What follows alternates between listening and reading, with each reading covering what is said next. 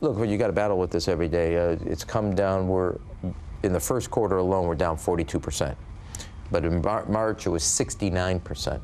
And in February, it was down 50% to the lowest monthly since January 1957.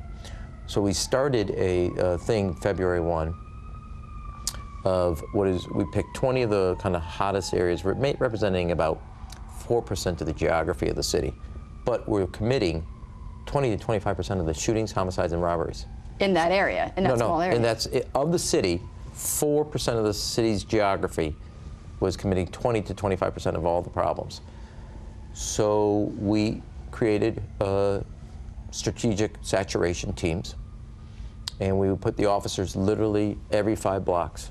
There's an officer that dominates those 5 blocks. They don't have any other responsibilities.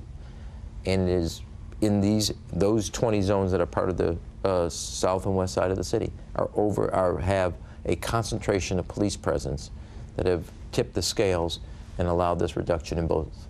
Shootings are down 35%.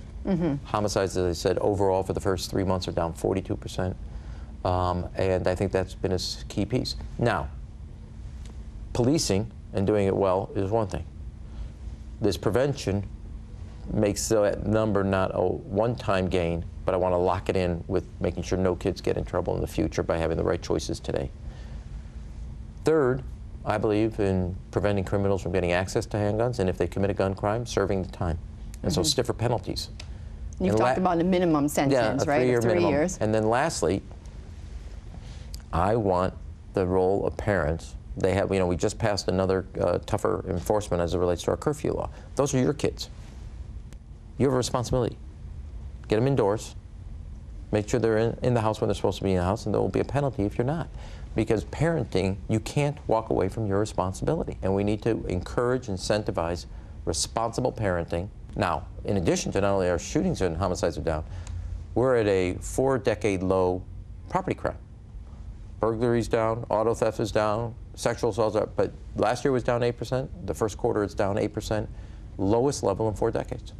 Conservatives, though, they like to say Chicago, Illinois. Well, I know you know that. They have the strictest gun control laws. However, the murder rate has gone up and up and up until just very recently. Well, first of all, a decade ago or a little more, it was twice this. It was higher. So that's not, they're picking their facts based. Second is, a lot of the guns we find on our streets come from outside the city. Indiana, all the way downstate, Kentucky. That's why it's so important the federal government pass a uniform national standard. The state Springfield capital can go farther, but we need a floor. We're going to be as strong.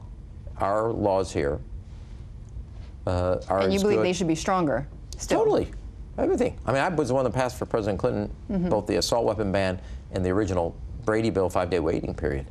You think we'll ever get to that point again, another assault weapons ban? I don't, look, you and I are sitting here today. I don't want to make predictions of the future. I want to focus on what we can do. I hope that what we do is get strong legislation this time on comprehensive background checks, because 40% of all gun purchases today have a criminal background check. And that's not a loophole. That's just a gaping hole. And you got to close that. Do you believe this is the year that we finally get immigration reform? I'm not in Washington. I always hate, but if I read the tea leaves, I read the papers.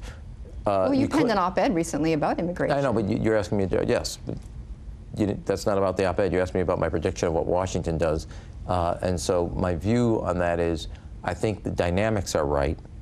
There's still a lot of complication, but I think the dynamics are right. So I'm not going to make a prediction. Well, why did you pen that op-ed then? Because I think, I believe firmly in immigration reform. I penned it with Congressman Luis Gutierrez, who's been steadfast for years. And I believe this is the year, but I don't want to predict, I believe we're going to get it done. Well, you actually picked a part of immigration reform that I think both sides can agree on, though.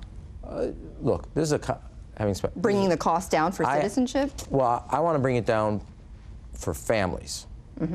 As well. I want to bring the whole cost down. I think the idea of, because not all families that's an immigrant family. You may have a child that's not. You may have a spouse that is. Right. Yeah. But, so it's dynamic. So a family application, in my view, would be a smart thing to do. And it keeps families together and gives the kind of security. And it's in our interest as a country.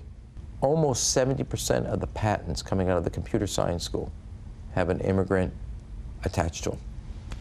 70% of the patents. Coming out of the University of Illinois Computer Science and Engineering School. I did an event 2 weeks ago.